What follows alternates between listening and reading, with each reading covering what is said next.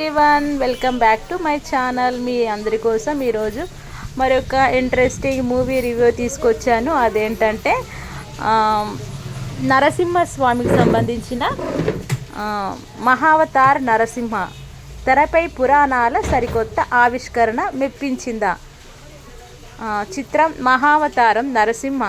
సంగీతం Sam CH. నిర్మాత శిల్పా తావన్, కుశల్ దేశాయ్, చైతన్య దేశాయ్. కథనం దర్శకత్వం అశ్విన్ కుమార్. సంస్థ హాంబెల్ ఫిల్మ్ ఫ్రాంజర్స్ క్లీమ్ ప్రొడక్షన్స్. విడుదల 25/7/2025.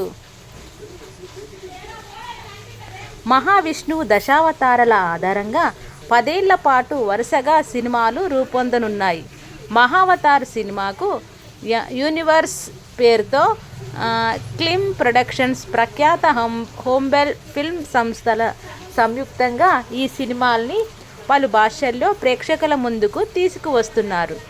ఈ యూనివర్స్లో భాగంగా ప్రేక్షకుల ముందుకొచ్చిన తొలి చిత్రం మహావతార్ నరసింహ. మరి ఈ చిత్రం ఎలా ఉంది, యానిమేటెడ్ విజువల్స్ అలరించాయా అనే దాని గురించి ఇప్పుడు మనము తెలుసుకుందాం. అసలు ఈ మహావతార్ నరసింహ కథ ఏంటంటే అందరికీ తెలిసిన పురాణ కథే. శ్రీ మహావిష్ణువు నరసింహ అవతారం ఆధారంగా రూపొందిన చిత్రం ఇది. మీరు సృష్టించిన ఏ జీవి వల్ల ఎలాంటి కాలంలోనూ ఏ అస్త్ర శస్త్రాల నుండి తన ప్రాణాలకు ముప్పు కలగకూడదని బ్రహ్మదేవుని నుంచి వరం పొందుతాడు రాక్షసరాజు హిరణ్యకశ్యపుడు. వరం పొందిన తర్వాత ముల్లోకాలకు తానే అధిపతినని, తానే భగవంతుడనని ప్రకటించుకుంటాడు. భూలోకంలో ధర్మాన్ని కాలరాస్తాడు. తన సోదరుడి మరణానికి కారణమైన మహావిష్ణువుపై మరింత కోపంతో రగిలిపోతుంటాడు. కానీ తన కుమారుడు ప్రహ్లాదుడు శ్రీ విష్ణువుకు అపార భక్తుడిగా మారతాడు. ఇది సహించలేని హిరణ్యకశ్యపుడు ప్రహ్లాదుడిని చంపేందుకు ఎలాంటి ప్రయత్నాలు చేశాడు. తనకెంతో ప్రీతిపాత్రమైన భక్తుడు ప్రహ్లాదుడిని ఆ మహావిష్ణువు ఎలా కాపాడాడు, ఎలాంటి పరిస్థితుల్లో నరసింహ అవతారం ఎత్తాల్సి వచ్చింది, హిరణ్యకశ్యపుడి సంహారం ఎలా జరిగింది అని దీని ఎలా ఉందంటే, ఒకప్పుడు తెరపై ప్రేక్షకులను అలరించినవన్నీ పురాణ గాథలే. ఆ తర్వాత వర్తమానాన్ని ప్రతిబింబించే సామాజిక అంశాలతోనే ఎక్కువగా సినిమాలు రూపొందుతూ వచ్చాయి. మన సంస్కృతికి అద్దం పట్టే పురాణ కథలను సరికొత్త సాంకేతికత సహాయంతో తెరపైకి తీసుకువచ్చే ప్రయత్నాలు ప్రస్తుతం జరుగుతున్నాయి. భాగవతంలోని ప్రహ్లాదుడి భక్తి, హిరణ్యకశ్యపుడి సంహారం నేపథ్యం గురించి తెలుగు చరిత్ర పరిశ్రమలో తరచూ చర్చ జరుగుతూనే ఉంటుంది. హిరణ్య పేరుతో ఆ కథని తెరపైకి తీసుకురావాలనే ప్రయత్నాలు కూడా జరిగాయి.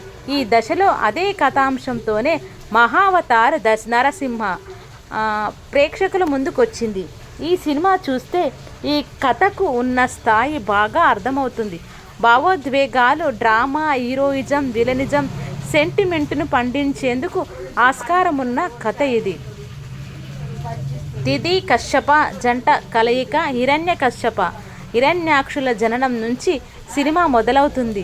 వాళ్ళు ఏ కారణంతో రాక్షసులుగా జన్మించారు, ఆ ఇద్దరి రాక్షస స్వభావం ఎలాంటిదో చూపేటప్పుడు ప్రేక్షకునికి కథలో లీనం చేస్తుంది. సినిమా భూదేవిని చెరపట్టిన హిరణ్యకశ్యుడిని విష్ణువు వరాహ అవతారం ఎత్తి సంహరించడం మొదలుకొని సినిమా ఆద్యాంతం ఆసక్తికరంగా సాగుతుంది.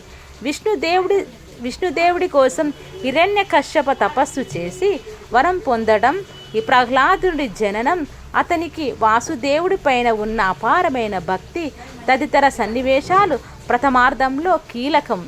ప్రహ్లాదుడిని అంతం చేయాలని తండ్రి హిరణ్యకశ్యప నిర్ణయించడం, రకరకాల ప్రయత్నాలతో విఫలం కావడం, హోలిక సహాయం తీసుకోవడం వంటి సన్నివేశాలు ద్వితీయార్థంలో మంచి డ్రామాని పండించాయి.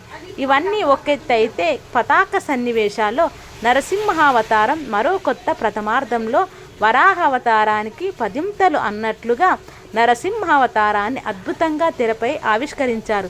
హిరణ్యకశ్యపుడి నరసింహుడి మధ్య జరిగే యుద్ధం ఆకట్టుకుంటుంది. ఆ సన్నివేశాల్ని మలిచిన తీరు, సంగీతం ప్రేక్షకులకు చప్పట్లు కొట్టిస్తాయి. ఎవరెలా చేశారంటే యానిమేషన్ పాత్రలతో రూపొందిన సినిమా ఇది.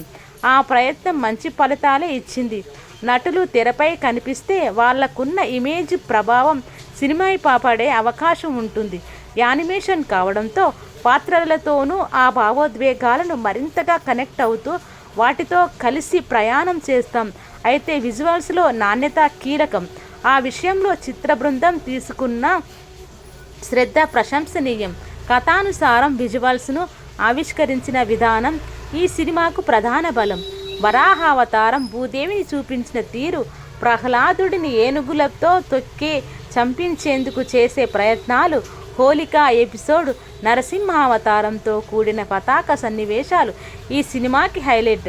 ఆయా సన్నివేశాల్లో విజువల్ గ్రౌండ్నెస్ ఆకట్టుకుంటుంది. సాంకేతిక విభాగాల్లో సంగీతం మరో ఎత్తు.